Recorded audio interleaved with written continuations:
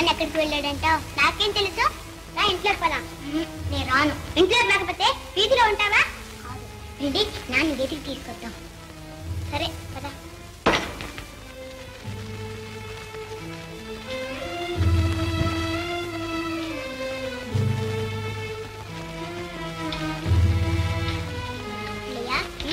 నాకు ఆకలేస్తుందన్నయ్య. సరే లారా. ఇదిగో నీళ్లు తాగు. నీళ్లు తాగినా ఆకు తాగితే ఆకలేదు. నేను నిన్న తాగిచ్చాను. రాగు కడుపు నిండా తాగితే చాలు, ఇంకొద్దు.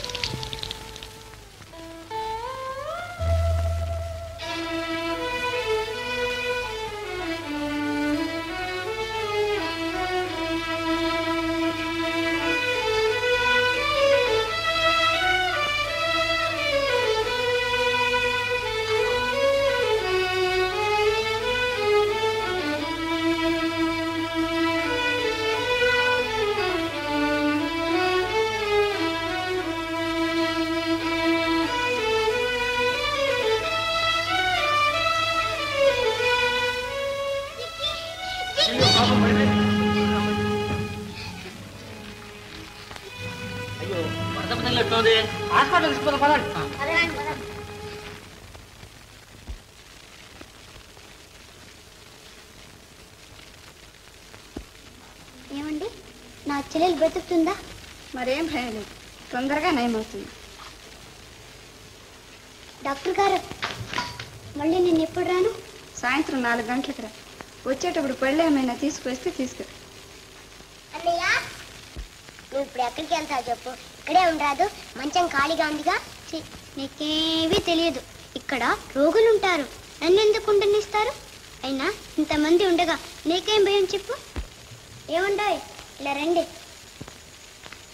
ఇది నా చెల్లెలు, కాస్త బాగా చూడండి. అలాగే. నువ్వు కళ్ళు మూసుకొని పడుకో. డాక్టర్ గారు నీకు పళ్ళు ఇవ్వాలని అన్నారు. సాయంత్రం తీసుకొస్తాను. పడుకో.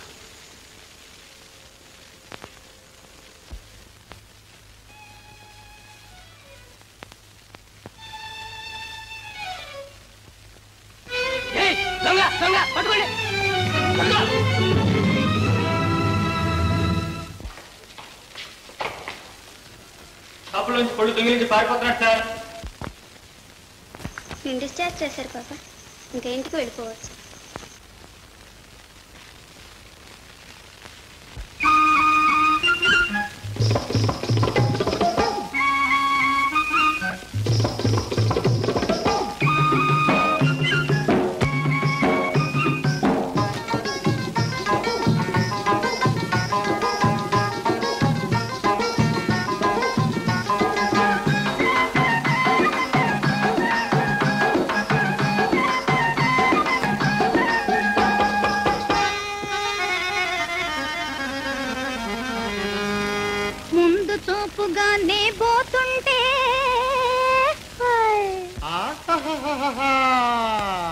ముందు చూపుగానే పోతుంటే వెనక ఊపుగా నువ్వు వస్తుంటే,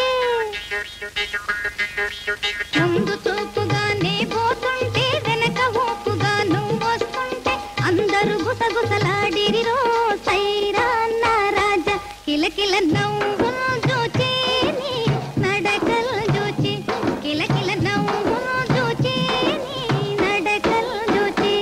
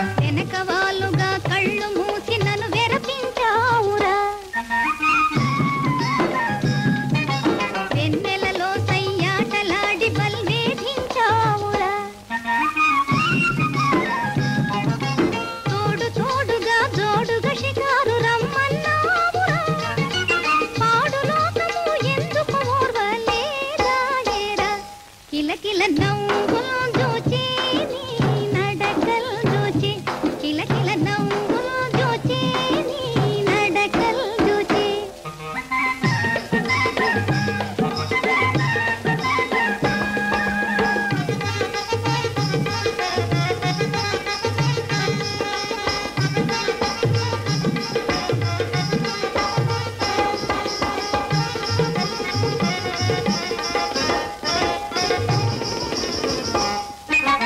అదే పనిగా నన్నల్లరి పెడితే ఫలితం లేదుర బావా అదాటుగా మన మనసులు కలిసిన అందం ఉన్నది బావా హాయి హాయిగా ఇద్దరి స్నేహం అల్లపనాలిరా చేయి చేయి కలిపితే లోపులు సిగ్గుపడాలిరా కిలకిల నవ్వులు జోచి నీ నడకలు జోచి కిలకిల నవ్వులు జోచి నీ నడకలు జోచి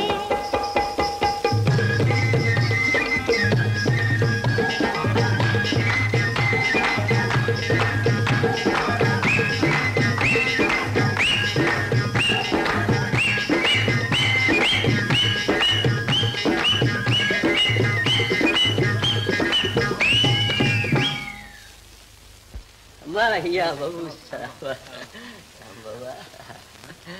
అయ్యా నా పసు పోదాం పద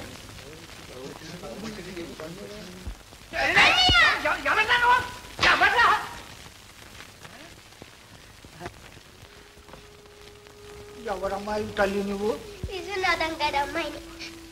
ఏ విశ్వనాథం చెప్పమా మా నాన్నే. మీ ఇల్లు ఎక్కడా మా అన్నయ్యకి తెలుసు. మరి మీ అన్నయ్య ఏడి? ఇంకెళ్ళాడు. మరి ఇప్పుడు ఏం చేస్తావు? నడుస్తావా? వద్దు పని మా ఇంటికి వెళ్దాం, వస్తావా? అది కాదు పాప, నువ్వు మా ఇంటికి వస్తే మీ నాన్న అన్నయ్య ఎక్కడున్నారో తెలుసుకొని నిన్ను అక్కడికి తీసుకెళ్ళి దిగబెడతా.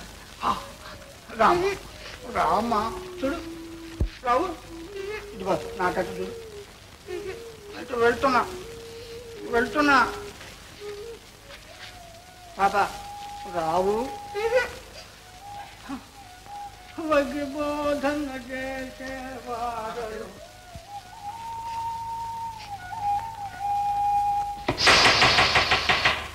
ఆంజనేయులు, ఇక మీద జాగ్రత్తగా ఉంటావా? బుద్ధిగా నడుచుకుంటావా? దొంగతనం చేస్తావా? సరే వెళ్ళు. జానకిరావు, నీ సంగతి ఏమిటి?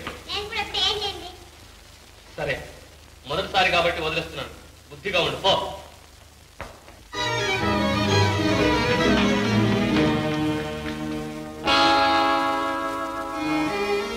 డాక్టర్ గారు, మా చెల్లి లేది, ఇక్కడ ఉండాలి.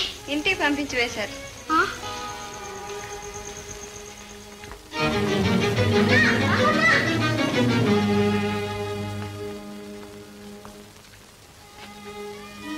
సరస్వతి,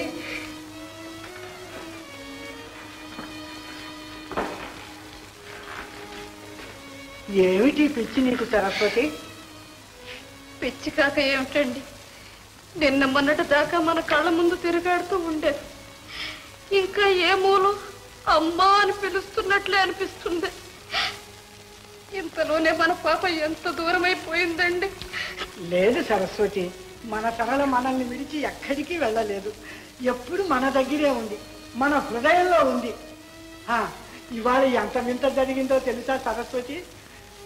నేను వస్తూ ఉంటే రోడ్డు మీద ఒక అమ్మాయి ఏడుస్తూ కనిపించింది. ఎప్పుడైనా బజార్కి నాతో తీసుకువెళ్ళనంటే మన సరళ ఏడ్చేది చూడు, బుట్ట ముట్టి పెట్టి అని ఎక్కెక్కి ఏడ్చేది. అచ్చం అలాగే కనిపించింది. నేను వదిలి రాలేకపోయినాను. పలుకరించి చూస్తే ఎవరో తప్పిపోయిన పిల్లలా ఉంది. పోనీ మా ఇంటికి రా అమ్మా, తీసుకొని వెళ్తాను అని అడిగాను, బతిమాలాను. కానీ ఆమె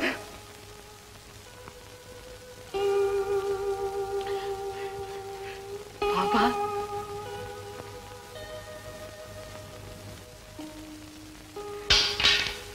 రామ్మా, చూడు సరస్వతి, మనం తప్పిస్తున్న సరళ తిరిగి వచ్చింది.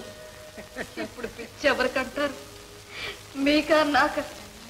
నా పోయిన బిడ్డ తిరిగి వచ్చిందంటారు. ఈ పిల్ల నా సరళవుతుందా? వెళ్ళండి వెళ్ళండి, వెళ్ళి ఎక్కడి నుంచి తీసుకొచ్చారో అక్కడే విడిచిపెట్టిరండి. లేదు, నేను ఆ పని చెయ్యలేను. దిక్కు లేక వీధిలో పడి ఏడుస్తున్న పిల్లలు మళ్ళీ వీధిలో దించి రావడానికి నాకు చేతులు రావు. రామ్మా సరళ. ఆగండి, మీరు ఆ పిల్లని సరళ అని పిలవచ్చు. ఇక ఏమని పిలవను? మీ ఇష్టం, ఎలాగైనా పిలవండి, కానీ సరళ అని మాత్రం పిలవచ్చు. నా గుండెలు పగిలిపోతాయి.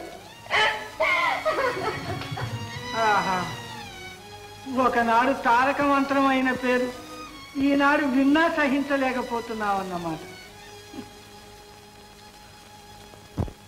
పాప, అయితే నేను ఇప్పుడు ఏమని పిలవనమ్మా? నా పేరు జిక్కి. జిక్కి? అదే చిత్రంగా ఉంది. ఇప్పుడు నిర్ణయం చేశాను, నీ పేరు పిల్లలు మీకు ఇచ్చి వెళ్ళారా? అంత లక్షణం కూడానా?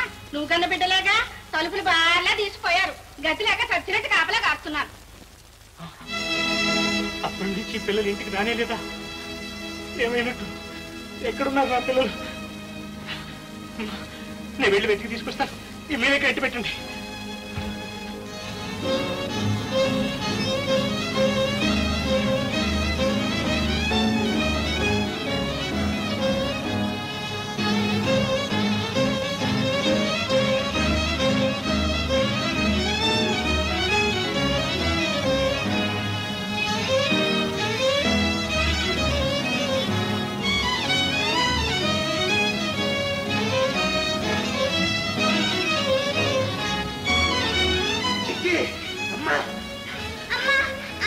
నేనమ్మా, మీ నాన్ననమ్మా.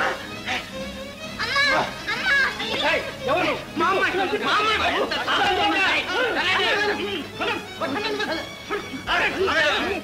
దొంగ విధవా, వస్తువుల కోసం పిల్లలు పారిపోతున్నాడు. బాబు వదండి, నా పిల్లల్ని వెతుక్కోవాలి. నా పిల్లలు జానీ, జిక్కి.